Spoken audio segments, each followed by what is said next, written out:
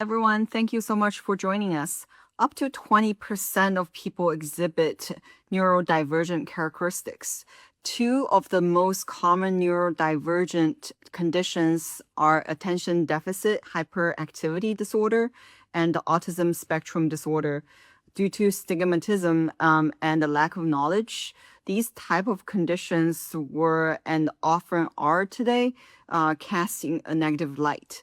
However, neurodiverse individuals also possesses unique strengths that should be celebrated.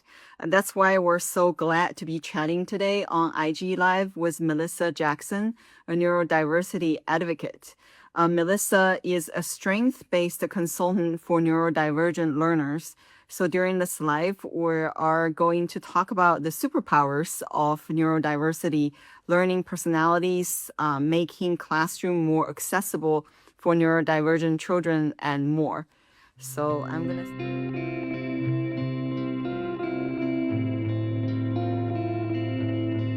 Here you are. Hello, hi Melissa. Hi, Jenna. How are you? Good. How are you? Thank you so much for joining us. Yes, of course. Thank you for inviting me. I'm happy to be here. This is such interesting topic, and then thank you so much for what you do. But before we begin, tell us a little bit about yourself and how you became a neurodivergent advocate. Okay. Yes. So I personally am neurodivergent. So that sort of unfolded for me, the clarity around that later in life. But basically, as a kid, I was an undiagnosed dyslexic child with ADHD who was sort of lost in the shuffle of the public school system. Uh, I received a diagnosis my freshman year of high school, which really helped me to gain some clarity. And I was able to provide some strategies that really helped me throughout high school and college. But it wasn't until I had this full circle moment as a parent when my own child began to struggle in school. Mm. I was a teacher myself. I taught special education and I taught general education. And primarily my focus was educating first grade children how to read. And so when my own child began to struggle with reading, it was like this sort of like, why are all the tools I have in my back pocket not working? And then I was going to, the educators in her environment, and we were all kind of scratching our heads around why this bright kid was struggling and not responding to the strategies we'd been taught in our teacher prep courses. And so it was really that pivotal moment in time for me that made me realize there was this gap in the information that we were receiving as educators. And that's when I decided to go back to school and get my master's in cognitive diversity and really dive into supporting this population at large was because of that full circle moment. And that's when I realized my own dyslexia was through my child's dyslexia diagnosis. So it was really, you know, a full circle experience that brought me to this field. That is amazing. I also feel everybody is on some kind of spectrum. You don't like oftentimes that your learning style, everything needs to be adapted personal to be personalized. Let alone that when people have the diversity, then you gotta really address it. Well, it's so interesting you say that because one of the most recent reports that came out in 2022 said that over 40% of kids in our US schools have a learning difference. And so I think the awareness is increasing. And so these percentages are also increasing as we realize, like, hey, wait, you know, this is impacting more people than we think. Yeah. Before we dive into neurodivergence, the Oxford definition just states like divergence in mental or neurological function from what is considered typical or normal. I mean, typical or normal are like kind of hard to define. So how do you interpret like normal in the eyes of, kind of society? Right. I don't think there really is normal, but I think as a society, we've embraced this neurotypical sort of brain wiring as the right, good, proper way to be in the world, right? And so we live in what is referred to as a neuronormative culture, which essentially identifies this neurotypical brain wiring as the preferred way to be. And so everything has sort of been adapted around that neurowiring when the reality is that that's one neurowiring, right? Like just as a culture, we've sort of embraced it as the right one. So Yeah. So with that said, how do you define neurodivergence? So neurodivergence is any neurowiring that doesn't fall under that neurotypical umbrella. So that could be, autistic. It could be ADHD. It could be dyslexia. It's anything that deviates from that neurotypical umbrella is neurodivergent. And the term neurodiverse is often used interchangeably with neurodivergent, and that's really a misusage of the term. So essentially we're all neurodiverse because each of our brains is unique, like as unique as our fingerprints. And so we're all neurodiverse, but only some of us are neurodivergent, if that makes sense. Mhm. Yes, yes. So how do you feel that neurodivergent people will try to measure up to neurotypical people? If so, why is that? Yeah, I think it goes back to what I was just saying before, is that the standards in society at large and certainly in our classrooms is this neurotypical standard. And that Yes. way society is designed is to support that particular brain wiring. Whether you're an adult working in the world or you're a child sitting in a classroom, the undercurrent is that's the way to do things. And then the way our environments are set up is set up for that particular brain wiring. So then if you're a person who's neurodivergent trying to thrive in an environment that isn't designed for the way you think, you're going to start to feel like something's wrong with you because everything that's reflected back to you is that there is, it's this. And we've really had in education and in our medical model this deficit based approach of like, if you aren't neurotypical, we need to remediate those weaknesses and make you more neurotypical because that's the right way to be. And so it's only natural that neurodivergent people would then start to think something's wrong with them because they're not more that way. Mm. Yeah. And you had a great post saying like similar things, like many neurodivergent people actually mask themselves, probably because of this cultural norm of like a neurotypical. Absolutely. And it almost becomes, I think it's almost an unconscious decision. I know for me as a neurodivergent child, I never thought like, oh, I'm going to mask now. It was just that I did because it was a necessity for my safety. And as children, we're dependent on the adults in the world for survival. So it's like a big instinct to to want to be accepted and approved of, loved. And because it really, when you're a child, that is what safety is. So I think we start to slowly put on these masks that hide who we really are so that we're more embraced by neuronormative culture. And then oftentimes it takes years and you wake up later and you're like, is that even me? And why am I unhappy? And why do the mental health stuff can come Mhm.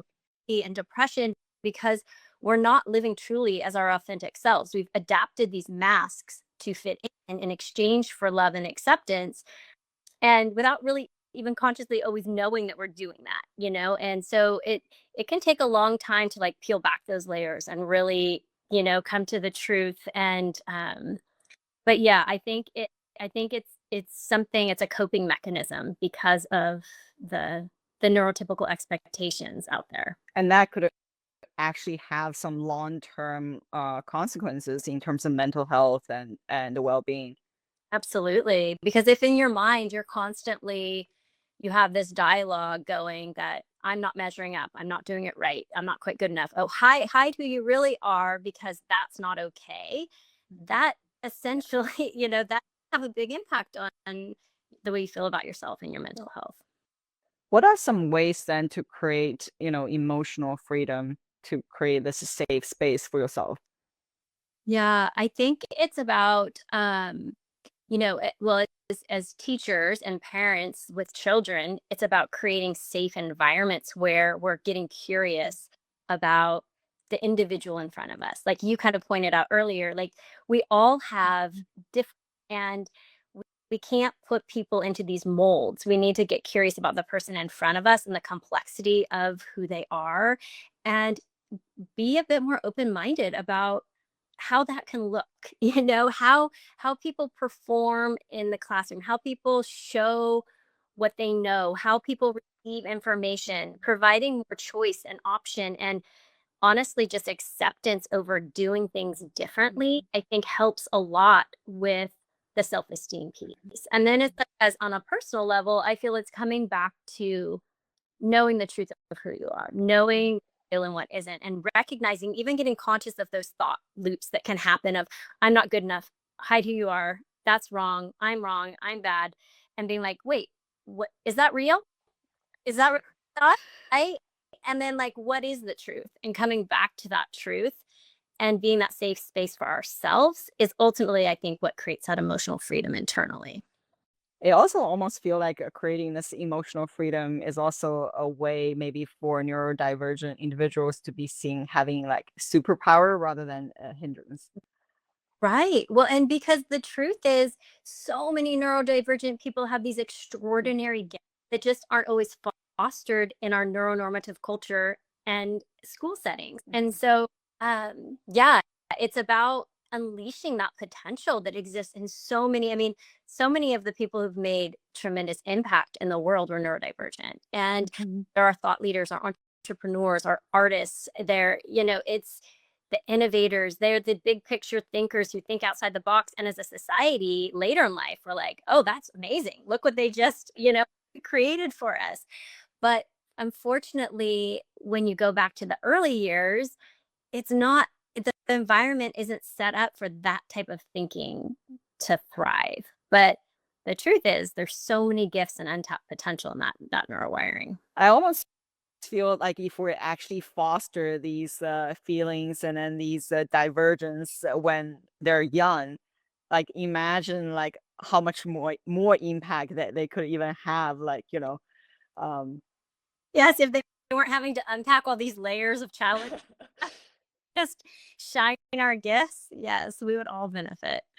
Yeah. you had a really great post and then also pointing out like in your feeds that children have learning personalities. So what are these learning personalities? Yeah, so that's just another component, another layer of understanding people, and, it's one piece of the puzzle, and so some people prefer to, they're more people, and they want to work in groups and collaborate with others, want to thrive in environments where you give them that opportunity. And then other people might prefer the complete opposite. They might be more the practical organizer who needs the quiet space. They need the predictability. They need the structure and uh, the clean environment. And then they're really going to thrive. Or you might be really creative and you're going to be that person who doesn't do great with just like memorizing the facts and spitting back out. You're like, you want to like create new ideas and unique ways to solve the problem, and you want to get hands on. And so it's really just about understanding these pieces of the way people learn best as part of the puzzle, and how to serve children and how to Mhm. create environments that most support them. And it seems that I feel like all classrooms should really be configured that way to really allowing for neurodivergent children to learn in the way that they will learn.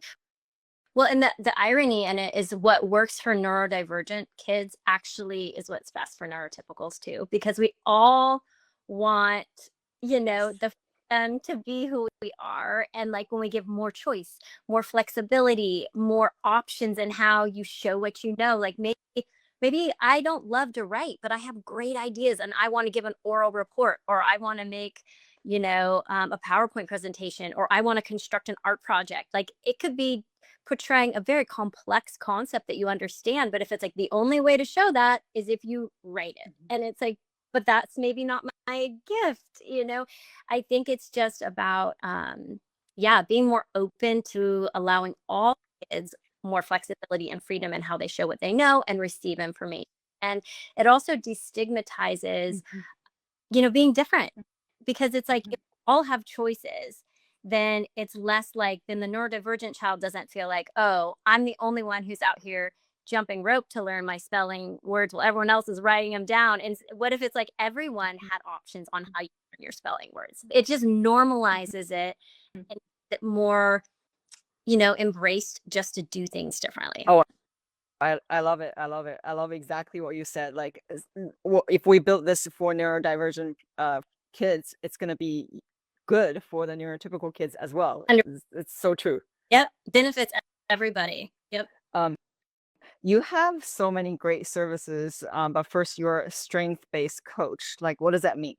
So I work with families one on one to create strength based environments for their child. So it can be, in varying levels of support, but I look at a child's diagnostic evaluation. I always recommend that parents get a neuropsych evaluation through their public school system or privately. The issue that can arise for a lot of families is these reports are often written through a deficit based lens because that's what we've all been trained in. So you're going to get this bucket of information of all the things wrong with your child, how to fix them to make them more neurodivergent. Typical. So what I do is I go in and sort of interpret the data. I also my specialty is in twice exceptionality, which really looks at the asynchrony in profiles. Those are kids that are going to be gifted and have learning differences, which is a very um, misdiagnosed, unidentified population because they're very complex. And so I help families sort of tease apart the diagnostic evaluations, figure out what's really going on, and create strategies that are aligned with their child's strengths while supporting their areas of need, because that's valid too, but leading with the strengths instead of leading with the weaknesses. And so, yeah, I just walk families through really creating more strength based environments for their children and how to sort of advocate for their child's needs, um, with their child's teacher. And yeah, so that's essentially what I do. That is amazing. What's the session with you look like? Well, a first session would look like just getting to know your child. Any information that you have that you want to share with me, like I said, the formal evaluation, anecdotal, personal, just gathering the information about who is this child. And then I have a series of strength-based assessments that I provide that gathers more information that's not typically asked on the assessments in a neuropsych. And it's really getting to the heart of, and the learning personality piece of that. So it's really getting to the heart of who is this child? What are their strengths? What are their interests? What are the areas they naturally thrive? How do they like to do things? What are, and taking that information into account to then create strategies and environments and give parents tools to really help kids through this more positive lens. And what I find is when we start to see children through this positive lens and see what they can do before what they can't do, Yeah. they start to feel it, right? It's like, so when we see them is, oh, you're so smart and so capable and you're so good at these things. And how can we bring that in even to the areas that are maybe a little stickier and harder? It gives the kids that ego strength to kind of move through the things that are tougher because it's like we're seeing them in truth. We're seeing them for what they do well. And it just emotionally and psychologically really benefits kids. I kind I kind of feel that almost every parent should do that for their kids, regardless if they're neurotypical or neurodivergent, because really different and that could really help their kids grow and also helping parents to learn.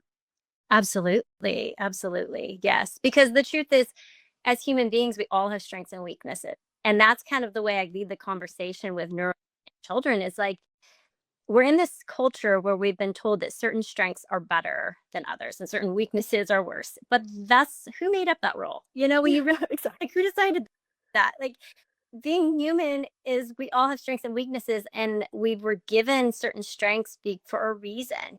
We need different strengths to thrive as a society. Like we need to bring different things to the table. And so when that's really acknowledged and it's like, hey, there's not something wrong with you because you have weaknesses. We all have them. And like, how can we bring in what you do well more to support the Yeah, I also really love this positive spin. As we do a lot of detoxing, having people to live more sustainably, and we always start small, and we really want people to be positive about what they can take in control of, and then start with those. So also have this positive spin, so then people can actually adapt a much more healthier and more sustainable lifestyle. So yeah, this is great. Love it. I Um, agree.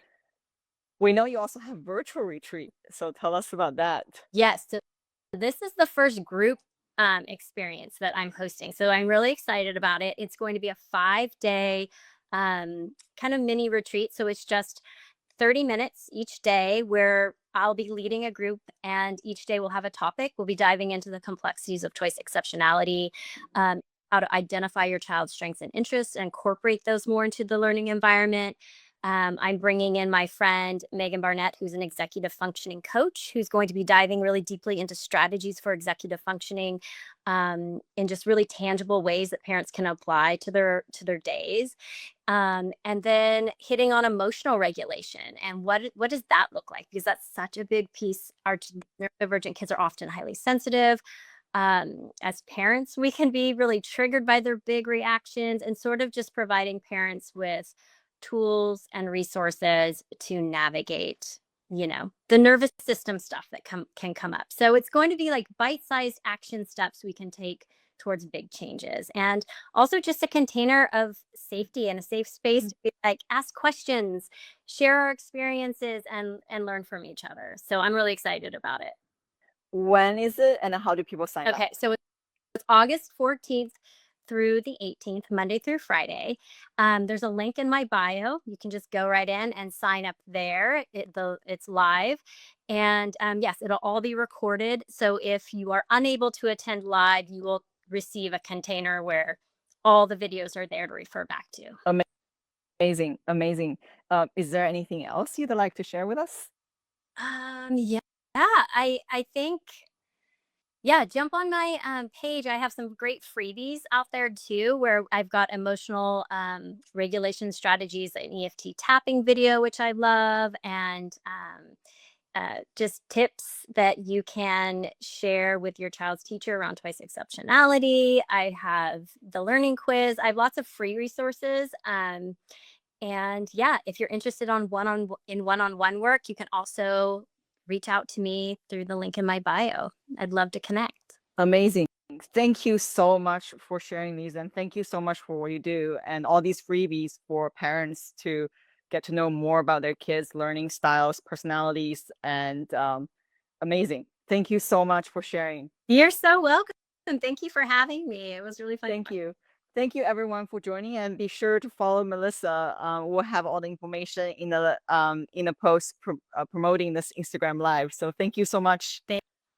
Thanks, Jenna. Have a good day. You. Bye. Bye.